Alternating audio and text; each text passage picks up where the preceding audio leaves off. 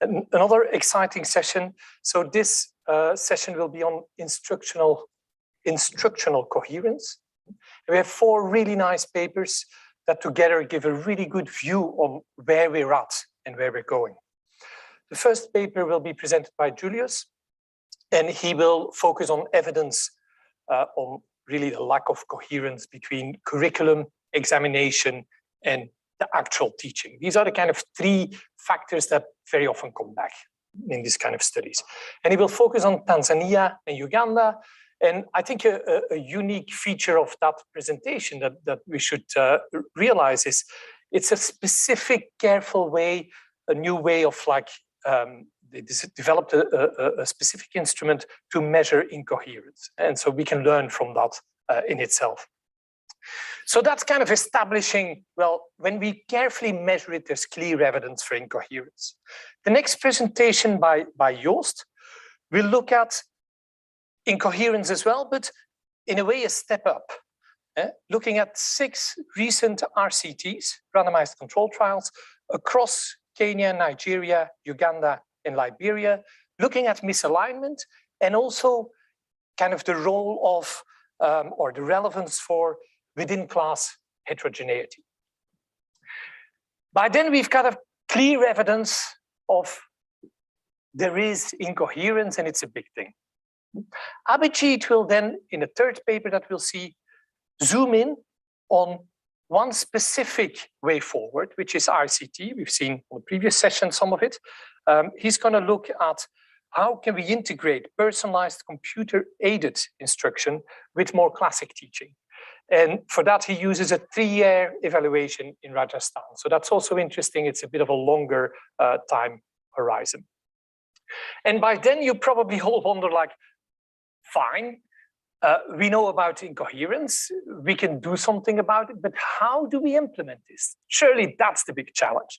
And so in the 4th paper, Devyani will shed light on that. She will talk about how do we implement change. And she's going to talk about teaching at the right level. You all know that by now, especially after being yesterday's winner in Trash This, right? And she will talk about the ongoing implementation in Zambia of teaching at the right level. So without further ado, I'm going to turn to the speakers. Julius, when you're ready, the floor is yours. Thank you, Pieter. And I'm really honored to share this work at the RISE conference. This is joint work with Michelle Kathenberger at RISE. And we have a RISE working paper with the same title. So the focus here is on primary level literacy and numeracy in Uganda and Tanzania. And this work started at Twaweza, East Africa. This was part of their work in the Twaweza curriculum effectiveness analysis strand of work since 2016. So the title is System Incoherence, Quantifying the Alignment of Primary Education Curriculum Standards, Exams and Instruction in 2 East African Countries. Trying to move the slides. Okay, so when we talk about instructional coherence and alignment, instructional alignment in this case, so we've talked about teaching at the right level. We know about Tusome and Tusome Pamoja in East Africa. So these kinds of interventions are clear in the developing country context. But there is another line of interventions that has not really been happening in the developing country context. And this is the work that has happened a lot in the US over the last 20 years, the work by Smithson and Colares, Gamaron, and Porter. And this work focuses on instructional coherence across the instructional components. We have a triangle here of relationships highlighting 3 instructional components: the curriculum standards, the actual instruction happening in the classroom, and the assessments. And then along each of the sides of the triangle, we are trying to relate the content that is embedded in each of these instructional components and see to what extent that content is related.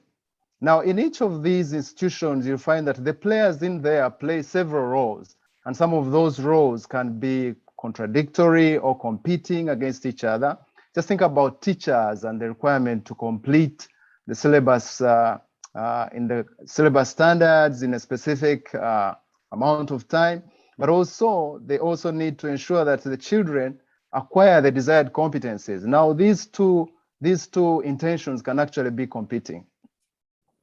So briefly about the RISE systems framework of accountability, just using that same example of teachers in the management relationship, let's say new curriculum reform, and the teachers are required to deliver that curriculum reform. So, and yet they're not given the required support, for example, training them on how to deliver that curriculum. That can actually make it very hard for them to deliver the reform. But also, if we look at one design element, the reform requires them to deliver the new curriculum and ensure that children learn. However, the parents probably require that the teachers and the schools prepare their children to pass exams.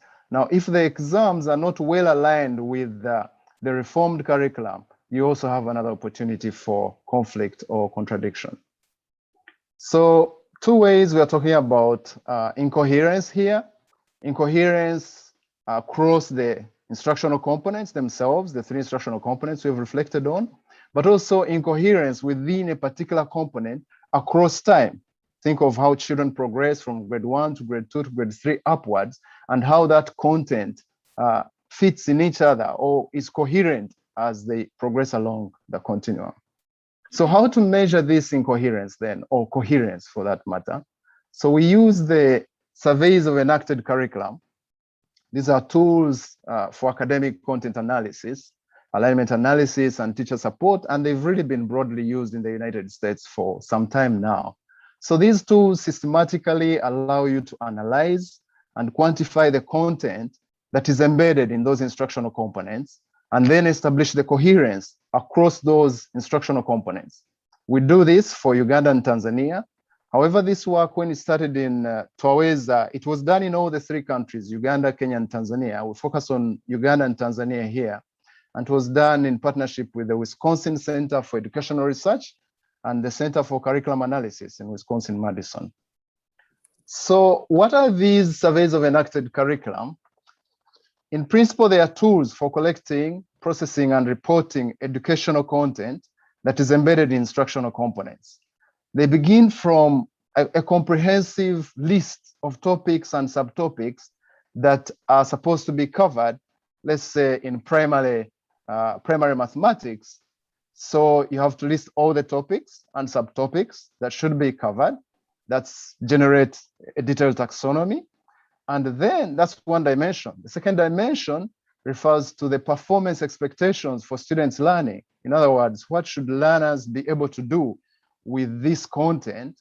And this really stretches from simple things like memorizing and recalling and being able to perform the procedures to demonstrating understanding and also being able to analyze and also synthesize. Now, on these two dimensions, the teacher or the curriculum expert who is going to do the coding and rating is going to focus on those competencies that are spelled out, for example, in the curriculum standards, and try to code them. So code them by citing the topic or subtopic, and then the level of cognitive demand, and then generate a data set. Now that data set that is at individual level, teacher or expert, is then processed through establishing proportions of the total coverage or proportions of the total time of the teacher and how they spend it. And finally, processing this comes up with measures of relative emphasis. Now, these measures of relative emphasis come out as outputs in form of content maps, marginal charts, and indices of alignment or alignment measures. Now, the indices range between 0 and 1, 0 indicating completely no alignment between any two components that you're comparing, and 1 showing perfect alignment. In practice, we go with 0.5 as the threshold alignment for acceptable alignment. So for the purposes of this presentation, I will only share results from Uganda in terms of primary English and in Tanzania, primary mathematics. And I will encourage members or in the audience to check out the working paper. It has all the details of the results that we present. So here you have 3 content maps. On the left, you have primary 1 to primary 7 content that is embedded in the curriculum standards. In the middle, you have, these were around 360 teachers, primary 3, primary 5 in Uganda, and these are self-reports of content covered. And then here, this is an aggregation of the content that is embedded in the national exams at the end of the primary cycle, aggregated for 3 years, 2013, 14, and 15. So how you read this is that you look at the vertical axis, we have the list of the topics. And then on the horizontal axis, we have the 5 categories of cognitive demand, stretching from the simple memorize, perform procedures, to utilization as demonstrate, and then to the complex ones, conjecturing and applying to non-routine settings. So you look out for a specific intersection point, for example, vocabulary in the exams, and then you look out for the level of cognitive demand, so vocabulary at demonstrate, and then you look at the color bands. The darker portions indicate high emphasis, so you're able to interpret then where the emphasis is, the most emphasis is. Looking at this, comparing, for example, the exams to the curriculum standards, let's just stick with vocabulary. You can see that it is at demonstrate, that's where the most focus is. And once you go to the standards, there's very little emphasis really on vocabulary and at different levels of cognitive demand.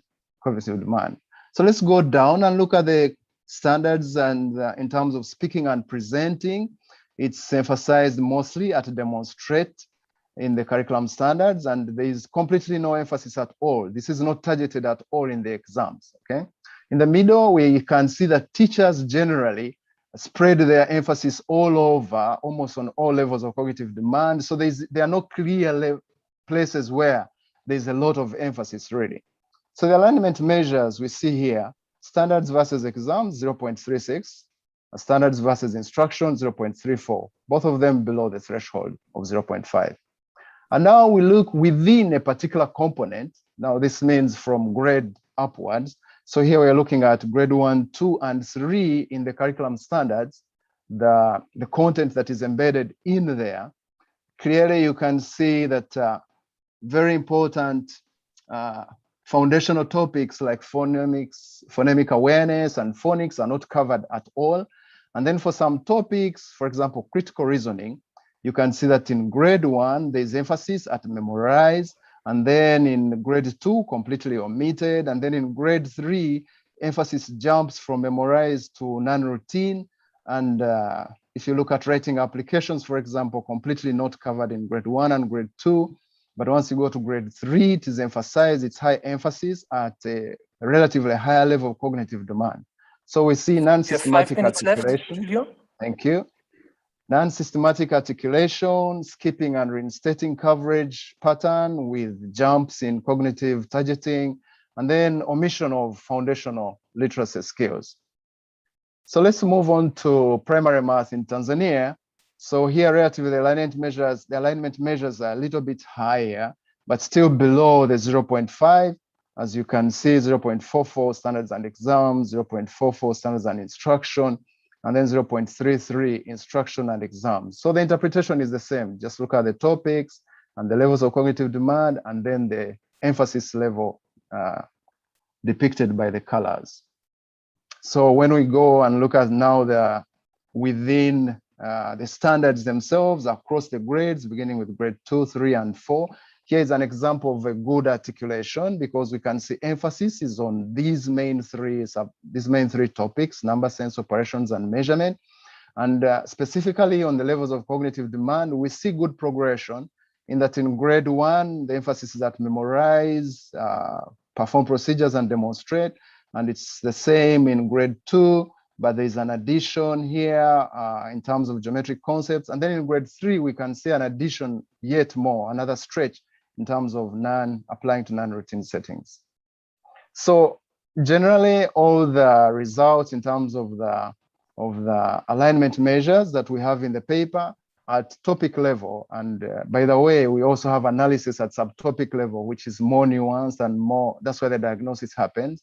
But here, the topic level measurements, we see that of all the alignment measures, only on 2 occasions do we meet the threshold of 0.5. So to summarize, so one, we see that there is low alignment. The low alignment measures are clear across all the 3 instructional components in both countries. And secondly, we see the non-systematic articulation of the content across grades and cycles in the curriculum standards.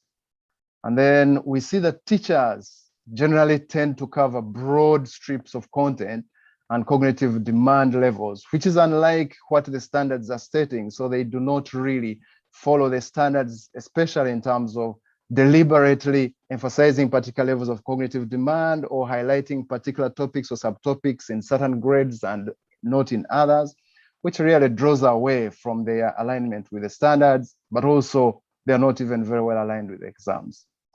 So talking about the exams themselves, we see that they are internally well aligned. So across years, 2013, 14, 15, the exams are internally well aligned. However, we see tendencies of over or under emphasizing certain content areas in both subjects, and this draws away from their alignment with the curriculum standards. And 3 final points. Our findings from Uganda and Tanzania clearly suggest that the education system components may be constraining efforts to improve learning at scale. And for future work, we intend to continue doing alignment analysis in other developing country contexts in order to be able to compare these results to other contexts. But also there are several other aspects to this methodology that we want to extend into, especially in terms of how to support teachers through peer level teacher reflections, teacher professional development, designing programs of how to develop teachers using this kind of information, but also linking learning outcomes to these alignment measures. That's the opportunity to learn analysis. All these have been done in the US extensively. And final note, rather than taking a normative stance on what coverage should look like, the SEC offers a positive diagnosis of what coverage does actually look like. So these are descriptions of what is. So these descriptions can be utilized by relevant education experts to inform content reforms. Thank you very much. Thank you, Julius. And especially thank you for a very clear presentation, given that you are quite late based there in Japan. So much appreciated. Thank you. We're going to turn to the Netherlands now, to Joost, who will present the next paper. Whenever you're ready, Joost.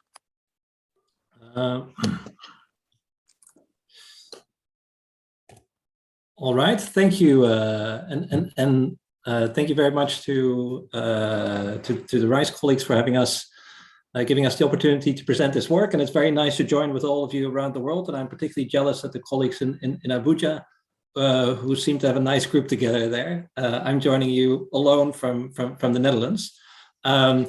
This is joint work with a large group of people, too many to name on just this specific slide, but their names will appear in the presentation that follows.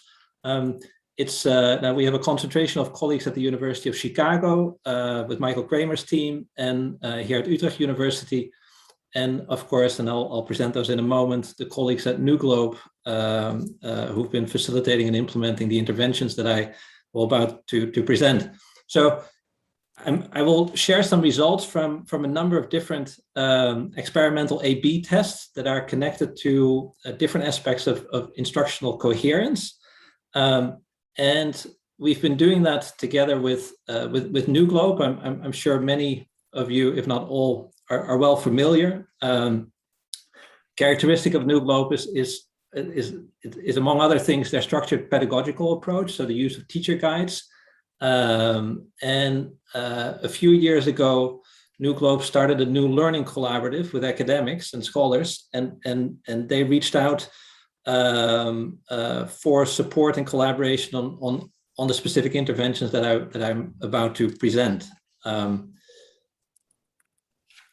And I have the ambition to present to you a number of findings from five evaluations. So this will be a bird's eye view of these. I won't go into great detail, but hopefully there will be an opportunity afterwards today and offline to discuss these in more detail. So the interventions connect with instructional coherence kind of in two ways. One is to align instruction to student learning levels and teach to the right level.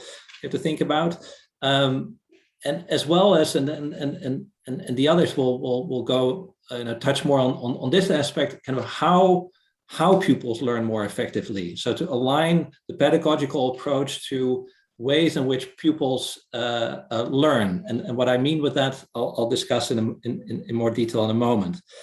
There are five. I won't go into. I'll mention these in a moment in more detail. But just to foreshadow a little bit the results, I highlighted these with some emojis. And as you can see, now we have happy emojis, we have somewhat neutral emojis, and we have an emoji that's a little concerned. And in all cases, they raise further questions. That's good news because we're researchers. But a key message coming out of this work is, we're finding that instructional coherence matters, but also importantly, the devil's in the details. So just to say a few words that apply to all of the interventions and the experiments that I'm about to present, so that I don't have to repeat it for each single one.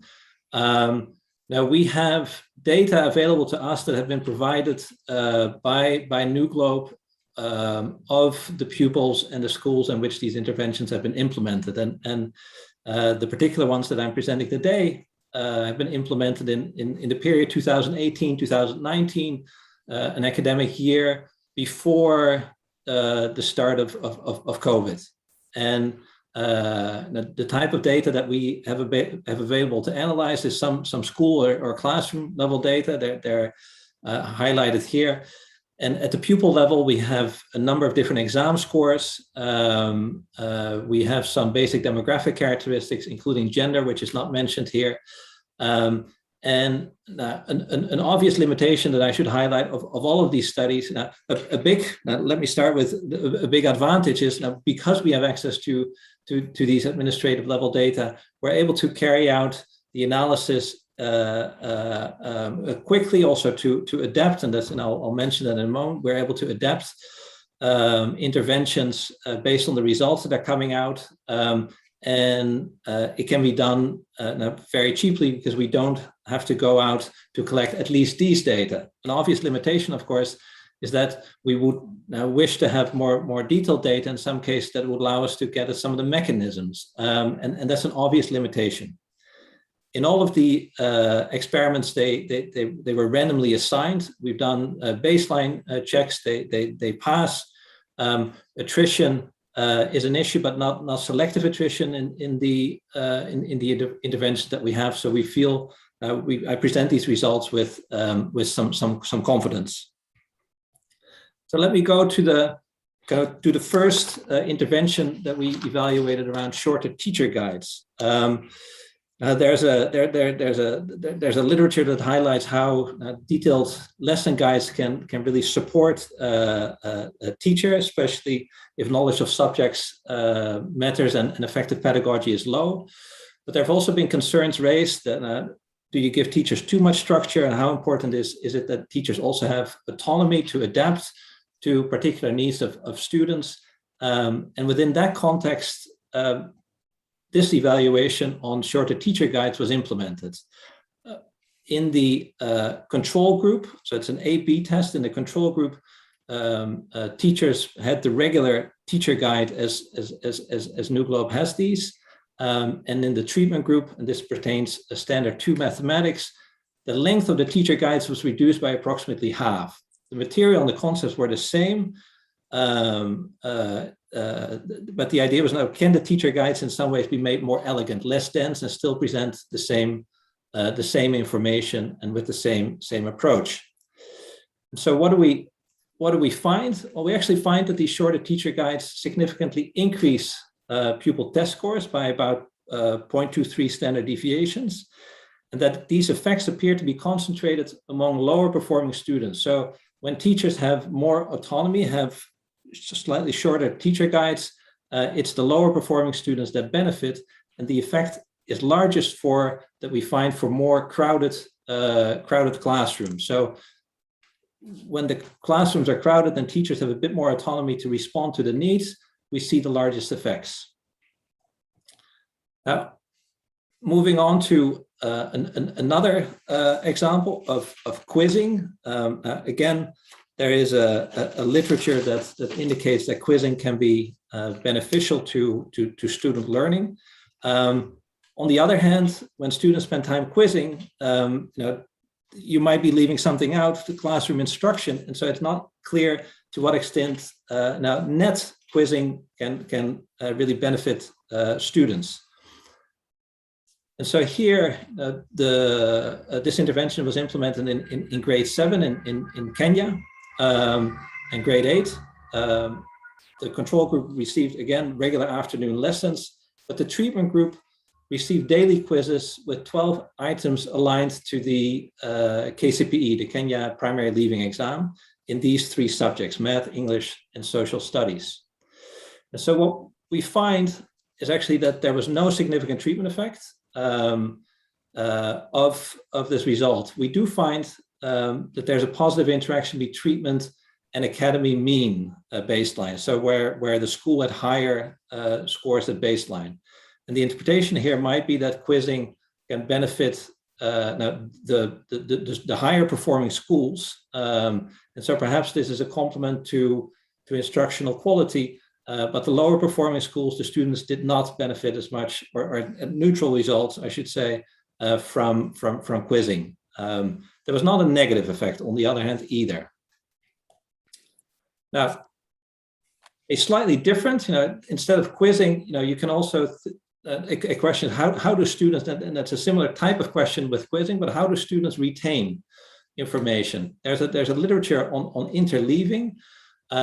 Basically, a standard way of presenting, of having students learn, is by providing them what are called blocked problem sets.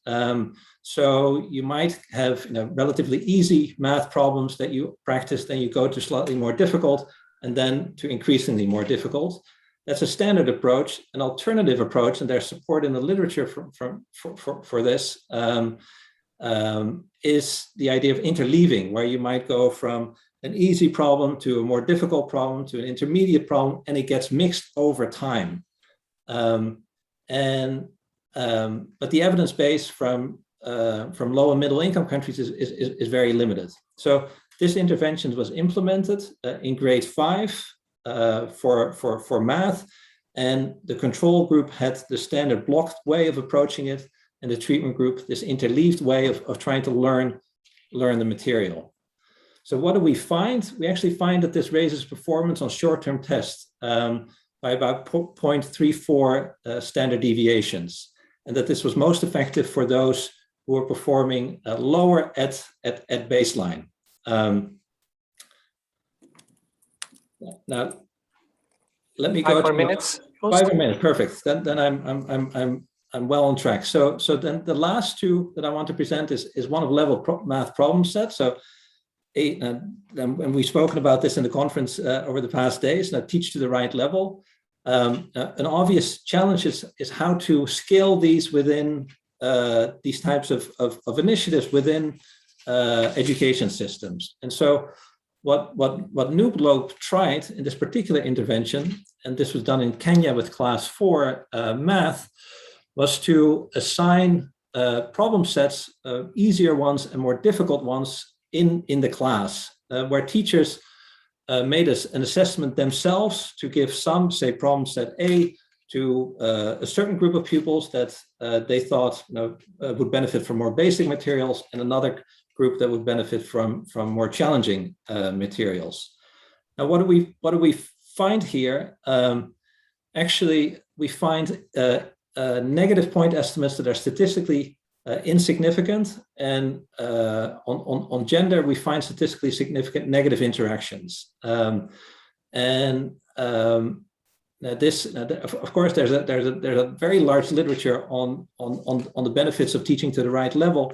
So we're now using these results to do an adaptive replication study to improve the implementation of it. And so, for example, we're now working with workbooks as opposed to teachers writing sets of problems on the board, and the use of so-called exit tickets, where students on a daily basis are given an assignment, a problem. If they pass this, they can move on to more difficult problems in the workbook. If not, they address the easier problems in the workbook. So it's a way of trying to see if this can be implemented at scale in practice, and we'll have to see if this is an improvement. Then lastly, there's a goal-setting intervention from Uganda. This goes to the growing literature on the importance of soft skill. This particular soft skill that is being addressed in this intervention is that one of goal setting. And the treatment intervention here, and this was done in Uganda at the end of primary school, was a goal setting curriculum. So students for the period of 17 weeks, twice a week for 45 minutes, were enrolled in a goal setting curriculum where at the beginning of the week they learned about goal setting, what are SMART goals. They set longer term goals past 6 months and shorter term goals. And then in the second session of the week, they actually were given time to specifically work on these goals. And in the control group, there was a standard revision class for the primary leaving exam. Additionally, there was a star of the week where teachers, now the person who has done the best towards their goals was given a star of the week by the teacher, his or her own assessment. And there were also weekly reminders sent by SMS to parents asking them to support their children work on their goals. Now, what do we find? We find suggestive positive average treatment effects on the primary leaving exam. When we break these down by gender, we actually find large learning gains for females in math and science in particular, and null or potentially negative effects on English for males. A limitation with the study is that it was done in a relatively small number of schools, and we're currently, and also for that reason, doing a considerably larger replication study in Kenya at the moment, and we hope to have the results by next year. So I think I'm at the end. Again, thank you, and I hope now something was retained. I don't think this constitutes the most effective strategy, presenting 5 in 15 minutes when it comes to instructional coherence. But hopefully it was interesting, and again, I think one of the findings is that the devil's in the details. And for example, the teaching to the right level results that we have, these null results, illustrate that. So thank you very much. Thank you, Joost, for a very rich presentation. I'm sure there will be lots of specific questions on that as well as more general ones. I think we're next with Abhijit, who's gonna zoom in on an ICT intervention. You ready, Abhijit? I am, and am I audible? Can you see my slides? Yes, all perfect, thanks. Great. Sorry, let me start the timer. So as always, it's lovely to be at this conference, and I very much share your sense of envy at everyone who's actually at hubs and getting to talk to people in person. But you know, next best thing. So this is a project that's joined with Karthik Muralidharan, who's at UCSD, whom many of you know, and it's really about trying to see if there is a way of us actually intervening in some way using the fact that there are a lot of people who are interested in some version of technology-led solutions that can actually improve the productivity of school time. Okay. And the context is something that everyone in this conference is fairly familiar with, which is that actual productivity, how much we manage to teach students per unit of time, is actually incredibly low. And some version of aligning what is being taught to what students know seems to be incredibly productive. It's been possible to roll that out in lots of different settings, largely with positive results. And especially at primary levels, there haven't been huge constraints in being able to do this in many, many settings, right? It's much harder to do at the middle and secondary school level, where suddenly it starts, the curriculum starts becoming harder, what students are expected to know becomes harder, and the skills that you might be able to find in community volunteers end up being more of a constraint. So that's one part of the general context. The other part is that, and this was clearest in Lee Crawford's presentation yesterday, that that a significant proportion of policymakers would really like to buy computers. Okay, so people would like IT interventions, and everything we seem to see about that is that that's actually an area where the details really matter. And in particular, the preferred solution of just buying hardware and plonking it either in the hands of students or in computer labs doesn't really seem to be doing very much. So that evidence has been mixed. In older work, Karthik and I with Alejandro Ganimian had shown some initial results which are incredibly positive of trying to use personalized instruction using computers in a sample of students who are from government middle schools in Delhi. Okay, so that's the broad background. And what I'm going to present today are sort of 3-year results of a much larger trial. So about 20 times the size, that's being done directly in government schools. 15 minutes are going to get spread across 3 different bits. A little bit of recap of the Delhi results, simply because that's the proof of concept that we're trying to scale up here. So in Delhi, we'd run this trial with about 300 kids who were treated and 300 in control. And there were 3 main results, right? So first is just by way of incoherence, right? So this is essentially a plot of which grade kids are in and which grades the software thought they were in. I apologize to everyone who's seen this before, but it bears repeating. That the average child, the average student in grade 6 is about 2.5 years behind in math. This gap between where the curriculum wants them to be and where they are grows with grades. And within the same grade, you can get ranges of about 4 or 5 grade levels, right? So that's the core problem that we're all trying to solve in different ways across the span. In that particular study, we found we had basically delivered supplementary instruction, so outside of the school, outside of regular schooling hours, where students came to a central tuition center, if you will, and they worked on the software in a one-on-one setting, where the non-governmental implementer had a pretty tight hand on logistics, and we saw really large gains. Right? So think of that as an efficacy trial, which is that if everything goes as you would want it to go, is this positive even in Delhi? And we were finding really large results. And we were finding results that were pretty even across the entire distribution of how much you knew, right? So weak students, students in the middle, students who were at the top of the academic distribution all seemed to be gaining about the same in achievement levels. There's lots of other stuff in the paper, but these are the 3 bits that I would highlight. And where we were coming from, so this was done just before RISE, where we were coming from was that you should think of that as a proof of concept for lots of reasons that everyone who's worked on policy would immediately realize. One is that it's implemented with high fidelity. And the moment you start doing things larger, that's not something you can take for granted. The second, and this is important when thinking of education studies, is that all instruction was supplementary. Right, so you're not replacing anything other than sort of time outside school. So you're not replacing anything in what is being taught in the school itself. And the last is that it was being done at a small scale across 3 centers in Delhi. And as is true in all countries, doing things in the capital is much easier than doing things outside.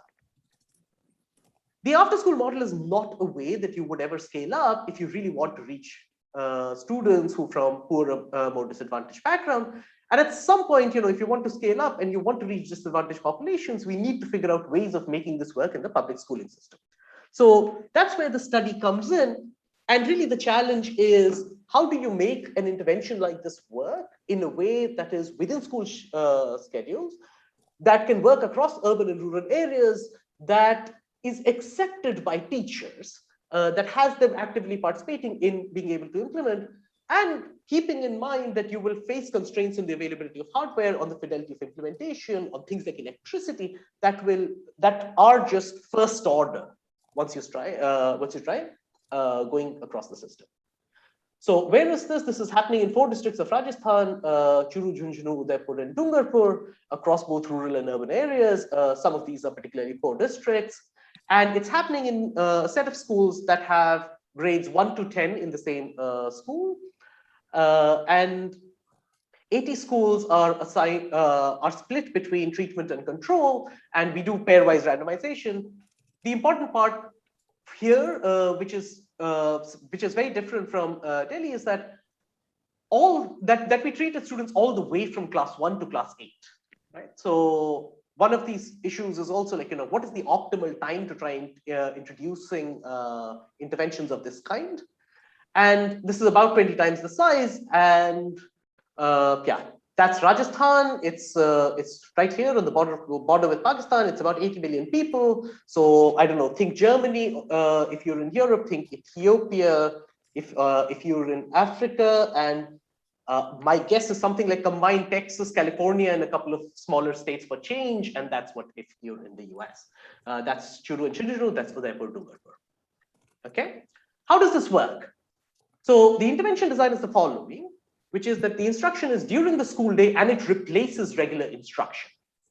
And one class period, which is about 35 to 40 minutes in a school, per school day per grade, is scheduled for students to work on work in the MindSpark lab.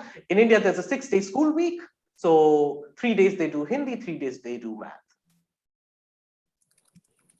As would be immediately obvious, to lots of people, one of the constraints that we face is hardware. It is very, very hard to have a computer for every child.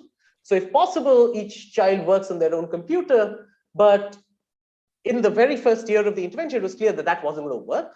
So the intervention was modified in a way that students work 2:1. So 2 students to a computer. How does that go together with personalized instruction? Well, we first tested the kids and had 2 kids who got essentially the same score. So you got assigned somebody as a MindSpark buddy. That's the person that you sat with. And then you got common instruction, right? And in the second year of the treatment, which is kind of the biggest full year of treatment, about 70% of users were really doing 2:1. Okay, so that's substantially different, but it makes scaling up easier because it halves the hardware requirements.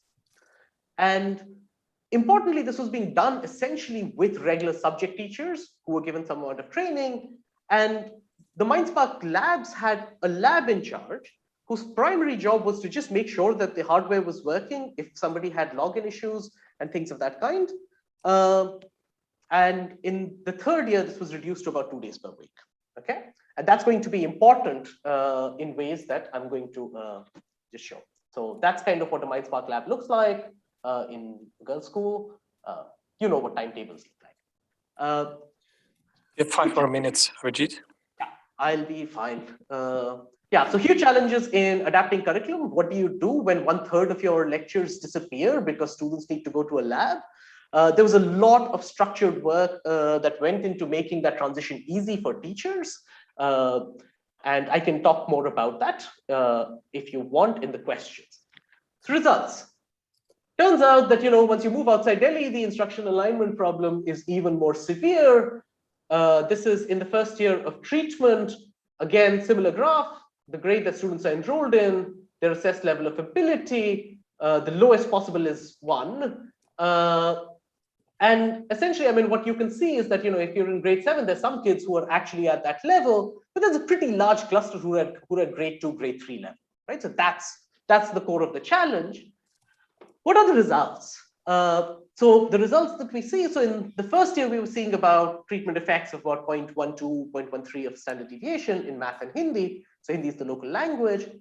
In the second year, we're seeing effects that kind of get to about 0.18, 0.19 of a standard deviation. And then in year 3, we basically see them stay very, very similar, slightly larger, but you can never reject that these two things are equal.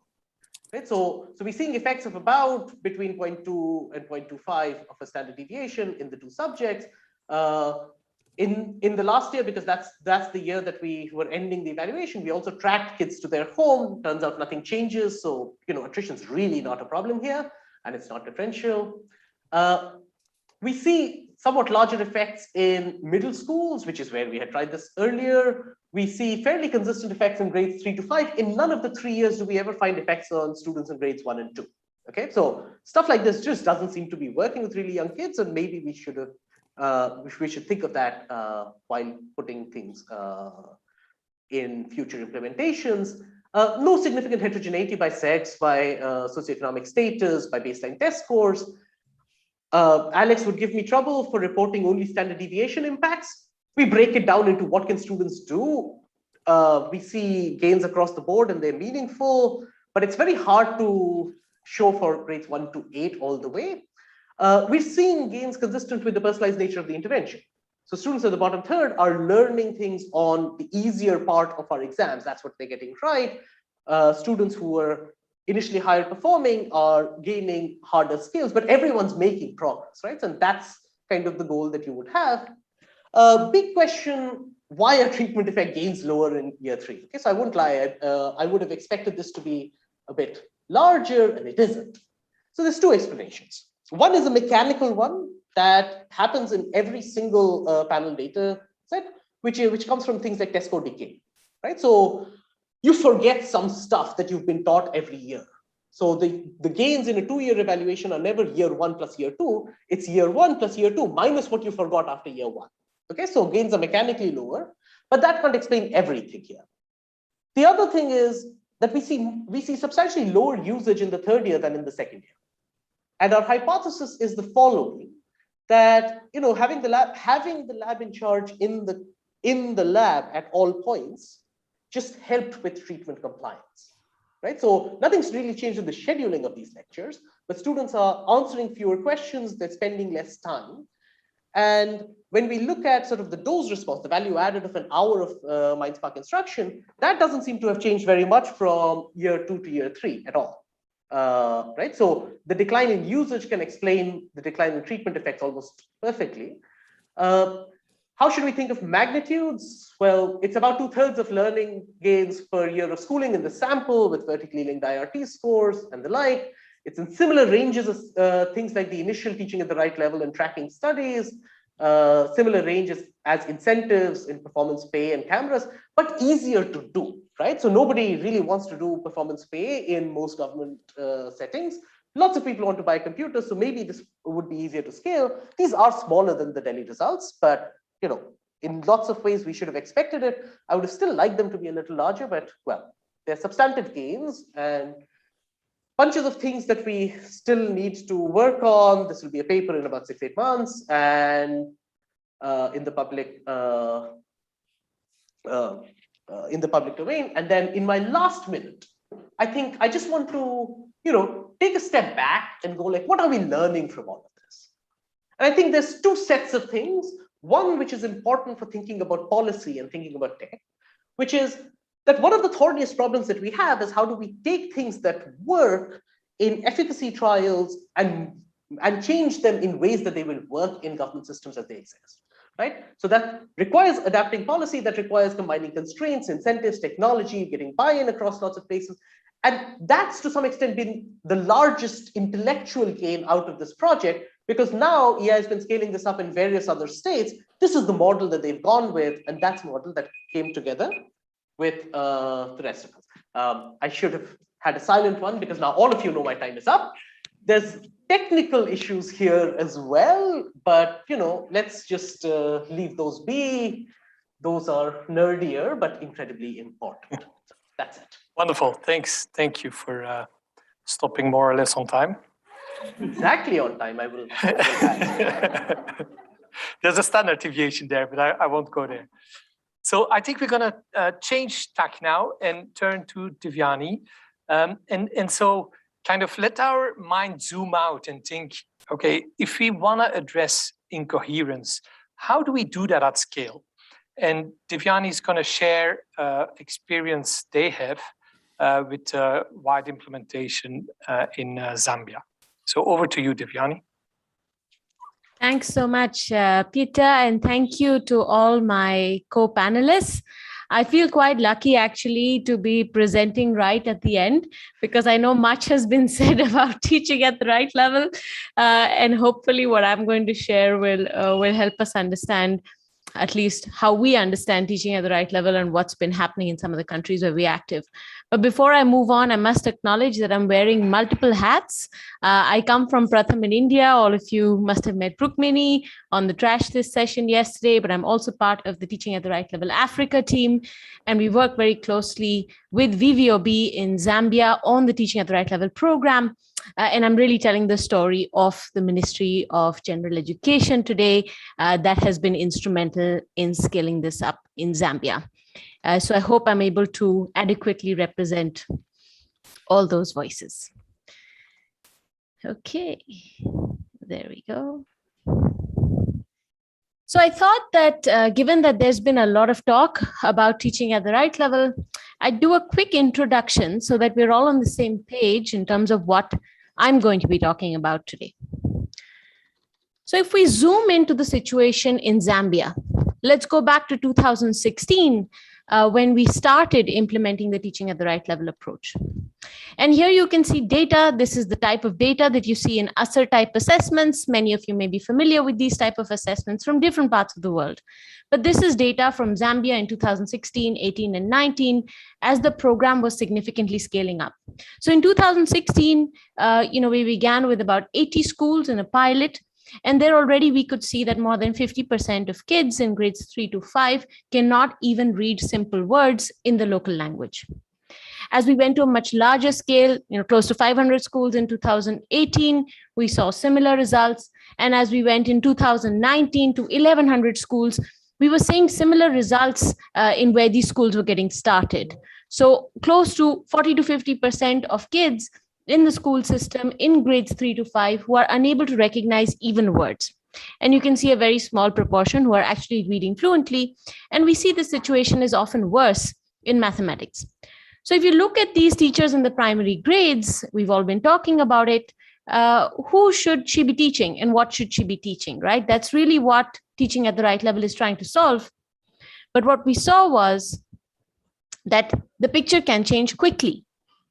So this is now data from 2019 in close to 800 schools in Zambia across 2 provinces, where you can see that in just about 60 hours of implementation, the picture is quickly changing in the classrooms. So if you look here, you have about 50% of kids, again, at the baseline, grades 3 to 5, in these 800 schools who are unable to read even simple words. But as you move through the 60 hours or so of implementation of both reading and math, mind you, you see that you have more than 50% of kids now who are at least reading simple sentences in the local language. So this kind of significant movement was possible in the Zambian system at significant scale with a clear focus. Everybody in the system was sure about achieving this goal of foundational skills for all. They were clear on using the data, using a specific methodology in the classroom to really improve these outcomes and making sure that there is uniform action across the system. This is really what led to this kind of change in Zambia. And today the government is on their way to develop a plan to go to a national scale. But if we step back for a moment, what is really happening in the system when an innovation like teaching at the right level is being implemented? So I think we're trying to move from a system that has been focused very much on schooling for all, as you will all appreciate, to really making sure we move towards learning for all. So if you break up the system into some aspects, not all, but let's look at some aspects of the system that have a big impact on instruction and outcomes. So the first is the goal and the assessment. So what are we really trying to achieve? Of course, in most school systems, we're focused on the curriculum, we focus on the grade level textbook, and of course we have assessments and examinations which are supposed to be aligned with the curriculum and are often complex. And as we just heard in the first presentation today by Julius, that's oftentimes that's also not the case, that alignment is missing. So what's the first thing that's shifting when you're trying to think about a teaching at the right level system or an approach in your system is that focus on foundational skills. So really being clear that the goal is achieving basic reading and math skills, and those basic reading and math skills are clearly quantified through the type of assessment that you're using in the program. So there's no concept of misalignment between the goal and the assessment, what you're working towards. That's set out right in the beginning. Now, how do you equip a system to be able to deliver on these goals? So if you think about training and mentoring, we're moving away from, knowledge giving, content heavy kind of trainings to really practical hands-on trainings where you get a real sense of what can be done in the classroom. What are the tools? What are the strategies that teachers can use in the classroom, and making sure that whoever is taking this forward in the system is doing it themselves. So really developing these leaders of practice, which I think Rukmini talked about yesterday as well, making sure that they've done it themselves before they help anybody do it. So again, making sure that at all levels within the system, there is the same level of understanding of what's going to happen in the classroom, so that teachers can receive the support, motivation, encouragement that they need to really make this happen. Now, when you get to a classroom level, we're moving away for a period of time in the day from age and grade grouping. We've already seen from Abhijit's presentation that children are lagging behind, many, many years behind where they're expected to be in the curriculum. So for teaching at the right level programs for that period of time during the day when teaching at the right level is being implemented, children are grouped by learning level rather than by grade. And remember, we're talking about reading and math. So we're not redoing the curriculum. We're not rejigging the way necessarily how the curriculum has been taught. There could be some positive spillovers, but that's not really what we're trying to do. We're really trying to make sure that all children move up to this basic foundation so that they can progress with curriculum teaching. And the important part that we talked about, which may be different from what Yus was saying about the New Globe experiment, is that these groups are very dynamic. So today I'm in a letter level group, 5 days later I'm in word, and then I'm in sentence. So it's not about differentiation. It's not about streaming. It's really about starting right for these kids so that they can make progress quickly.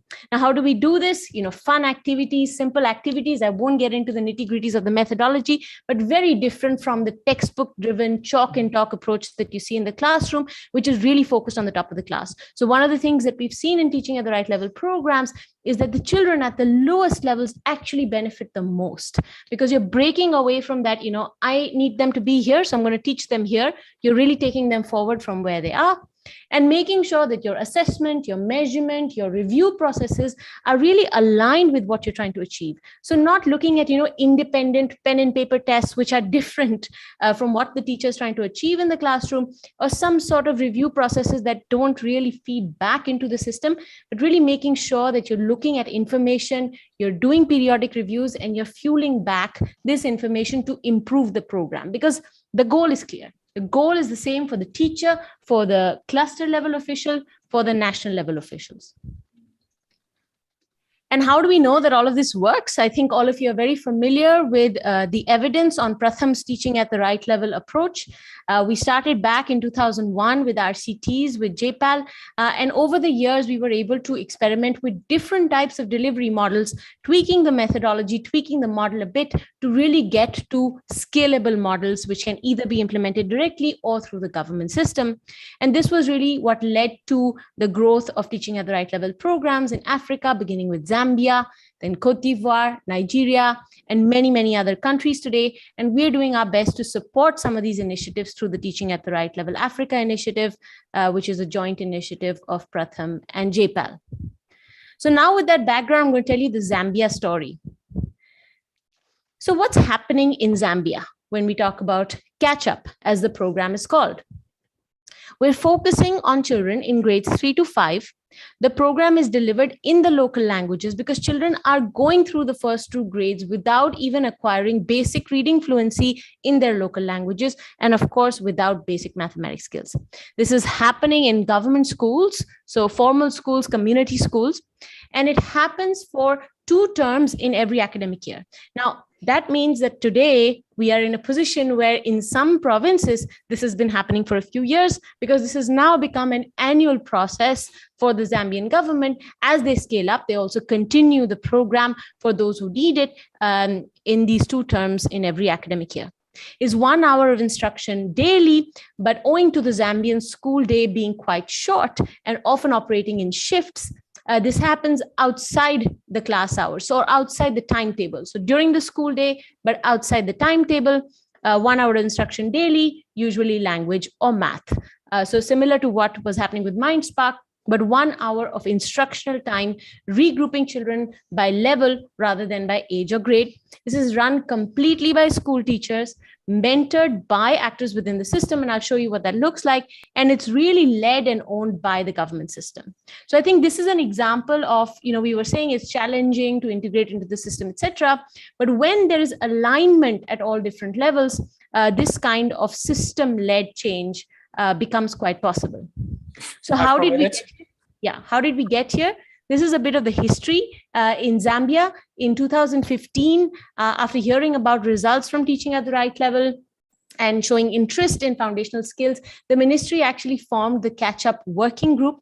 They even came to India to see the work in action. So really firsthand, being sure that this is something that's possible in their government system. And since then, through the pilot, through additional external funding support, the program has grown. And how does this actually get implemented in the government system, right? So we can say, okay, this is all great. There's additional support, there's funding, but is this really being system-led? And this helps you understand how system-led it is. So if you look at the national and provincial levels in Zambia, these are all existing structures that are instrumental in defining instruction, in defining school planning, and they are all involved in the planning and delivery of catch-up and are the ones who are really leading it. So right from the national level down to the school level. When you come down to really the district where the action is all happening, you have, again, all different departments who are involved with school levels. So you have DEBS, you have the DESO, you have DRCC, so the coordinators. So all the different people coming together to really make sure that all of the activities take place. And then at the zonal level, you have these mentors to really look at a cluster of schools. Now, these are all, remember, resources that already exist in the system who are supporting the schools. At the school level, you have the teachers who are really implementing, but then you also have the school inset coordinators, the school mentors who are overseeing the activities. There are minimum 3 teachers usually implementing in a school, grades 3 to 5, but in many cases, there are more teachers because enrollment is high, but these are all existing teachers. And there is light touch support at the national level by the VVOB team. So working with the government on strategy, on planning, with support from Teaching at the Right Level Africa, and again, light touch support at the district level from VVOB. So really like, 2 people, 1 person on 4 to 6 districts, really just supporting on an ad hoc basis wherever there is need, but everything is really led by the government system. So I'm going to skip this one because hopefully we all know what happens in a teaching at the right level classroom, especially when we're talking about Pratham's teaching at the right level approach. But this probably gives you a sense of how the classroom is transforming from a regular classroom that we usually see. Now, here comes the interesting part. You may think, oh, there's so much going on, the system has to scale up. But what we've seen is that over the years, the system has actually become stronger. So as the number of schools have increased, which is represented by the green line here, we've also seen the shifts in learning outcomes increase. So if you see in 2016-17, we had about a 5 percentage point, a 10 percentage point improvement in reading and math. As we went to a larger number of schools, close to 1,000 schools in 2018, we were more towards 15%. And in 2019, when the system was really strong, because this is working across the system, they were really able to deliver results close to 20%. And had COVID not hit, we were on track to do that in 2020 as well, when the program was disrupted. And this has all been possible because there's a coalition of actors working towards this, right? There's the ministry, which is in the leadership, there's technical support, and there's funding support. So what are some of the core principles that we've learned on building system-led initiative? I think the first is that clarity of the goal, foundational skills for all. That has to be clear across the entire system, making sure that we're building together with the system from day one. So contextually, locally grounded design and looking at existing systems and structures when you're designing. There has to be coalitions both within and outside the government. And of course, capacity building to build ownership and leadership at all levels within the system. So what's next? The government is scaling up catch-up in different ways. There's also talk of integration of catch-up into the existing government practices and priorities, and of course, continued research and learning to make sure that we are establishing effectiveness, but also identifying areas of improvement so that as the government goes to national scale, they have a stronger program. So that's it from me. Thank you very much. Wonderful. Thank you, Devyani. Thank you all. So we're now going to gradually turn to questions, and we're going to try to do this as follows. So I got some questions from online, two questions that I'm going to start off with for Joost and Abhijit, and then we'll turn to Abuja to take two questions, to Washington, to Oxford, and then we'll see how it goes. We probably have time for some more questions after that. So here are two online questions. The first is for Joost, the second for Abhijit. I'm just going to read them out. And I should also say, I think there's another panel member from Joost's team joining, Guthrie Gray-Loeb. So welcome, Guthrie. I understand you're online. So here's a question from Maria for Joost. I'm going to read it literally. Could we say from your findings that more teacher autonomy and ability to assess students is the key rather than scripted lessons? And therefore, we need to form and support teachers. That's a better investment than scripted lessons and other software that UGlobe, among others, offers. So if you can think for a minute about an answer, and then I'm going to pitch Abhijit, the question to Abhijit from Daiva. Do you measure digital literacy, and are the effects lower for younger students due to lower digital literacy? So let's turn to Joost first, if you don't mind. No, not at all. Great question. So Guthrie, you're there as well. So I think my quick response would be is that there's an existing literature that highlights the benefits of guided instruction, and particularly for when it concerns teachers that may have little experience, for example.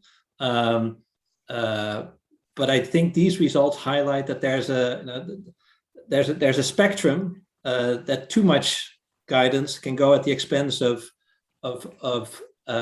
teacher autonomy, where in particular situations teacher autonomy can be very valuable, and we see that in the case of these crowded classrooms. So I would say that in those cases you really need a balance of both. But Guthrie, do you want to? Yeah, sure. Just to second some of those points. I think like we have seen from the Liberia PSL study and a couple of other studies that probably the guides themselves, or not necessarily the guides themselves, but the model does seem to have some advantages. I want to note that this class that was the basis for this study was selected by New Globe specifically because they had heard feedback from teachers that the guides were a burden. And so, this was not chosen at random. This is not just a representative classroom in a New Globe school. This is a classroom where they were getting feedback that they were providing, they were over instructing. So, yeah. Thanks very much. I'm sure we'll come back to some of these issues later. Abhijit, can we turn to your question and answer? So we're not measuring digital literacy directly at baseline, and also you have to remember that students in grades 1 and 2 are sort of new cohorts coming in. we did a whole bunch of process observations. I mean, it just seems to be that, it's a hard ask to ask a child who's about 5, 6 years old, typically about 6 years old, 7 years old, to sit and work alone, right? And that just seems to be easier at older grades. My sense is that, I mean, when we start breaking it down, I don't think we can reject that effects in grades 4 or 5 are the same as the effects in middle school. But it certainly seems to be the case that, in classes 1 and 2, you wouldn't want to be necessarily pushing these. Okay, thanks. Let's have a look in Abuja, whether there is, are there questions there? There are, okay. So over to you. We can take 2 questions from the floor. Yes, I'm speaking from a very practical experience as a teacher. I don't know how to improve the productivity of schooling, especially in these developing countries, where we have the ratio, as you say, ratio 1-to-1 students and all 2-to-1. Well, we have in developing countries, we have more than 100 students per class, 100, 150 per class. I don't know how do somebody improve the productivity of the students. Thank you. Thank you. Was there another one in Abuja?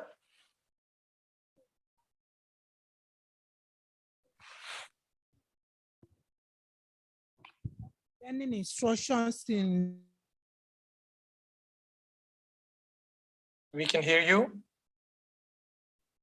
Full in the details. Don't really understand that phrase. Sorry, I think there was an interruption. Could you try again? Could you repeat the question? Said what? Learning details of learning in new globe schools in Kenya, Liberia, and Nigeria. There was a phrase that was mentioned. This said, the devil in the details. I don't really understand that phrase.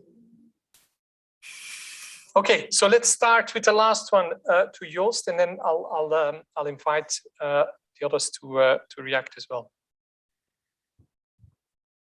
So thank you for that question. So so what we find is that instructional coherence matters. Now we find that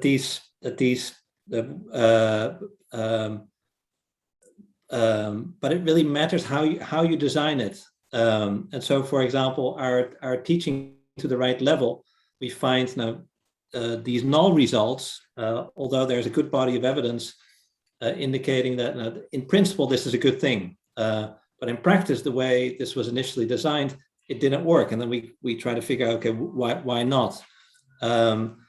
Something like quizzing, has shown to be beneficial. But on the other hand, when quizzing takes place during regular school hours, something is taken away, regular classroom instruction. And so there might be things that are good, but we also have to ask the question, what is the trade-off? What do you take away when you introduce something new? And so that's what we mean with kind of the devil's in the details, that we need to, or take the one that we were just talking about, the teacher guides. Teacher guides in certain contexts have been shown to support teachers and pupils, but it can be that teachers find, in this particular case where Guthrie highlighted, the math teachers said this particular teacher guide for this class is a burden. So you have to look critically at the implementation design of things. So I think it's a call to just because something is a good idea doesn't mean that in practice it will also work out that way. So we have to really think carefully how it is implemented in practice and design it with the teachers in dialogue. Thank you, Joost. If I can link the first question to another question online that is in a way kind of pulling some of these things together as well.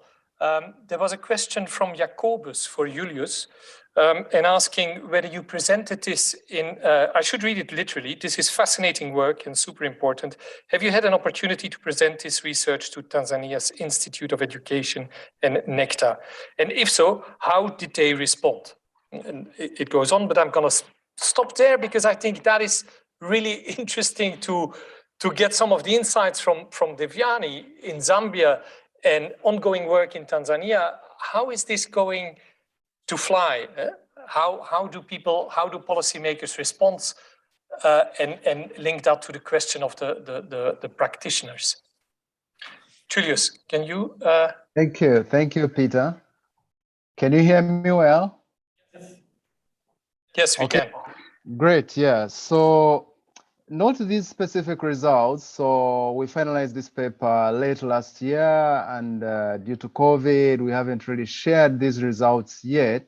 But this work, as Taweza was doing it since 2016, so we had to include several stakeholders, and TIE and NECTA and NCDC in Uganda and other players were all part of this work.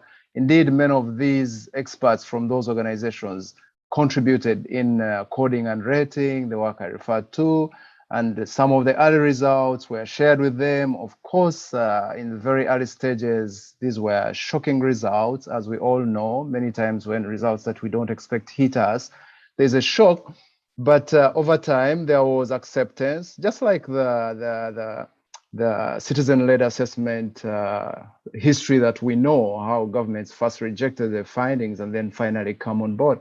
So I wouldn't say we've reached that level, but yes, in both countries, Tanzania and Uganda, we've shared the earlier versions of some of these results, and the results really indicated from that time that alignment was really low. Yeah, and we did a little bit more work of training them on the methodology.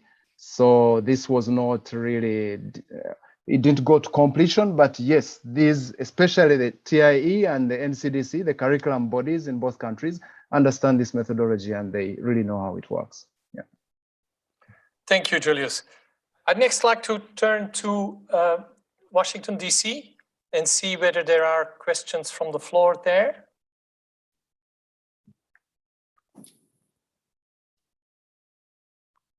Can you hear me? Yep. No questions so far? Oh, there is one. I was curious about the experiment with teacher where there were shorter TLMs and teachers had more autonomy. I was curious if you had any evidence from the classroom how teachers were using that extra time. And whether there was really more autonomy that teachers felt that they had.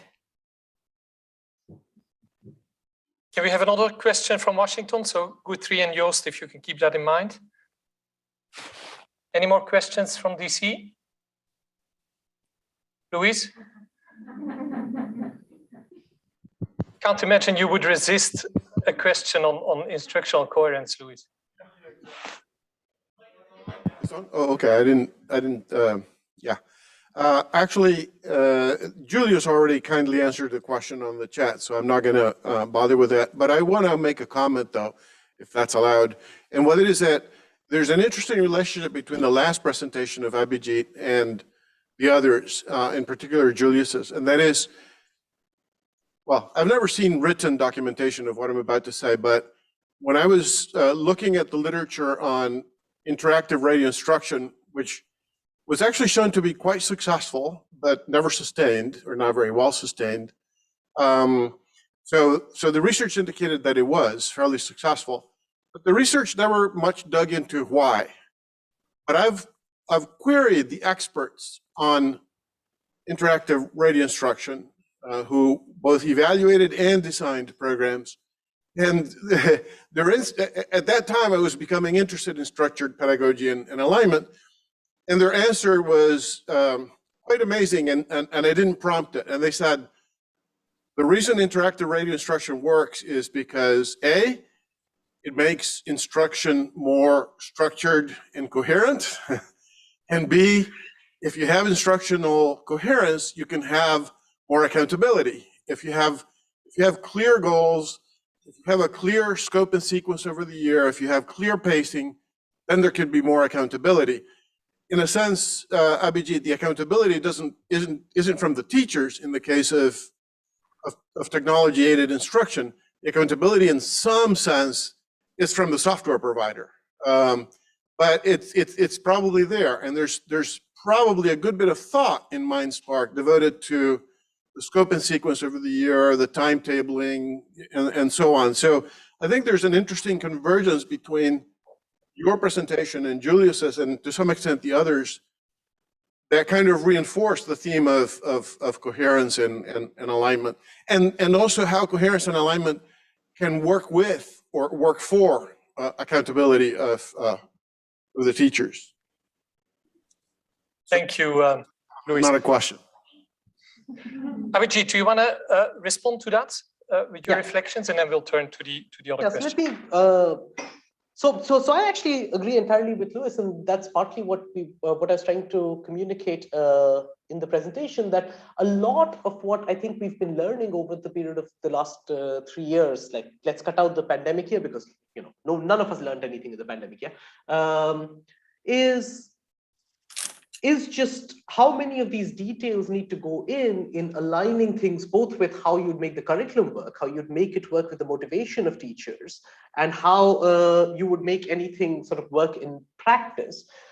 In particular, like in the first year, the largest protests that we were getting were actually from the most motivated teachers, right? Because they're the ones who care that you've taken away a third of their instructional time, and that they suddenly have to finish a syllabus that everyone else is holding them accountable to, but in 2/3 of the time that they had under allotment, right? So there was a lot of thought that went into putting that together, and I think that's going to be one of the challenges in writing this paper. This will be one of those papers that's short on results and very long on appendices, because the appendices is where you describe what you did and why you did it the way you did it and the like.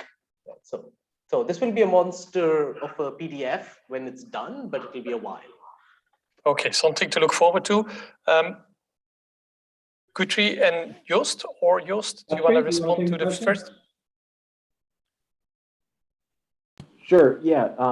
So on the question of whether we sort of get to see what the teachers were doing with the shorter teacher guides, like whether they were really exercising their autonomy, I think probably the short answer is that we don't have a lot of data on that. We're relying exclusively on Bridges administrative data. The one resource that we do have is that we have some lesson completion guides and teacher attendance data. Lesson completion data and teacher attendance data. And we really find no effects of the intervention on either of those. We were expecting to see that more teachers would complete a larger share of the lessons. And I think quite surprisingly, we didn't really find that they did that. The one thing is that, as Joost noted, we saw the largest effects, or the effects were really driven by high pupil-teacher ratio classrooms.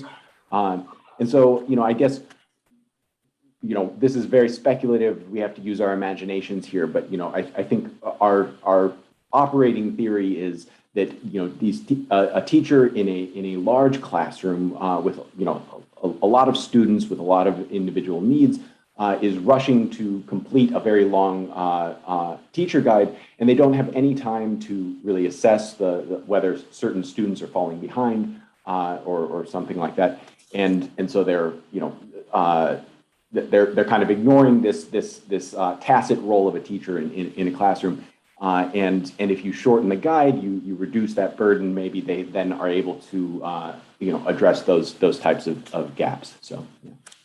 Okay, great. Thanks very much.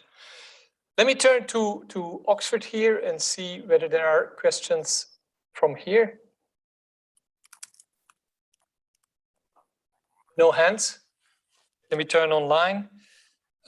From Sarah, so I wasn't sure whether that was here on the floor or not, but from Sarah for Devyani, in what ways does TARL in Zambia now differ from TARL in India? Have any innovations or lessons learned in Zambia been brought back to India? And I think to open that up, how do you see, what can you learn for the next country? And what would you have done different? So to throw in that hard question, what would you have done different if you restart in Zambia? Because changing context is always going to be changing things. But if you would start again, what is different? Can you address that cluster of concerns? Yeah, thanks a lot, Pieter, and thanks, Sarah, for the question. I already answered in the chat, but I'm now going to add some more. So I think that's a very good question on what we would do differently.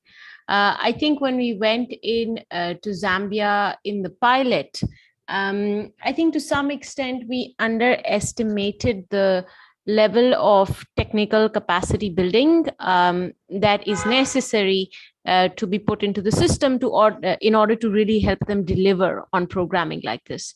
And I think because in India, we were working with much higher resourced systems in terms of manpower, in terms of financial resources compared to a context like Zambia. There were a lot of processes that we took for granted that could happen in the Zambian system as well. So I think we learned very quickly already in year one that the way we think about capacity building, the types of capacity building that are needed for actors in the system is going to be very, very different. And I think we could have got started on that already in year one, but we really learned, I'd say, by year two and started putting more emphasis on that. And I think that's really what drove the results significantly improving. The second piece about resources. Teaching at the right level is shifting away from business as usual in pretty much almost every way in the classroom. So while it's simple, it's straightforward, it's a lot of fun, it is a significant amount of work. And there were some questions from Keith as well on, what about teachers? What does it take? And there's a lot of motivation that comes from seeing children improve. But even then, to really make something like this happen, you need resources in the system that are really pushing for this. And again, from the Indian context, we had seen education systems having sufficient human resources at every level that could really be put into motion to move towards this. But as we came into the Zambian context, we saw that resources are very limited. And as we got closer and closer to the school level, it was very difficult to actually touch and feel what was going on without making additional investments, into getting people into schools, etc. So we really had to focus a lot more on building that school level structure. So that teachers are receiving the kind of support they need already at the school level without relying so much on levels above. So I think if we had known some of those things very obviously from day one, we could have probably done some of those things differently, but I think we learned very quickly. And just on the point about, what's going back from a context like Zambia to India, I think in India now we've been working on teaching at the right level programs for at least 15 years. And what we've seen is that there is a low level of stickiness in the system, right? Like there's be 1 year or 2 years where there's a lot of momentum, maybe even 3 years and push. But before you can really reach a level where you've, figured it out, the program can collapse, because shift of priorities, shift of strategy, shift of people. But what we've seen in the context of Zambia is that even with all these shifts, maybe doing certain things slightly differently can contribute to that stickiness, right? And now really today, if you meet anybody in the Ministry of Education in Zambia, it's their program. And it's something that they are going to institutionalize. They are going to bring into teacher training. They are going to bring into both pre-service, in-service training. So I think that that's something that we've learned, and we have to think about, if and how in the Indian context we move towards that. I think we see a little bit more today, especially now with the new education policy and the focus on foundational skills at the country level in India, but definitely that's something that we could take back. Thank you so much. I see there's more questions from Abuja, possibly from Washington and here, and certainly online. Can I encourage you, because we're going to wrap up to stick to time, but can I encourage you to keep discussing online or approach the authors individually over email if you prefer to continue the discussion. And so thank you very much, all of you. I'd like to wrap up with a few takeaways. I think it's really wonderful presentations, a wonderful session with great presentations and a nice discussion. And I see kind of a number of takeaways. One is, well, clearly there is a lack of coherence, right? That's what we now see empirically, and we try to measure it well, and we see that it is there. There is a lack of coherence We also see that coherence matters. Maybe we don't know as much as we want to, but clearly there's a picture emerging. As Louise also hinted at, like some things that we found in the literature probably in past studies get reinterpreted. We're starting to see ways how we might address coherence. And there's much more to be done, obviously. And so these are for me 3 big takeaways. And you may think like, gosh, that's pretty modest. Well, maybe it is, but travel back where we were a few years ago. We didn't talk much about coherence, right? And so I feel pretty strong about this because RISE is about systems. And this is such an interesting concept from a systems perspective.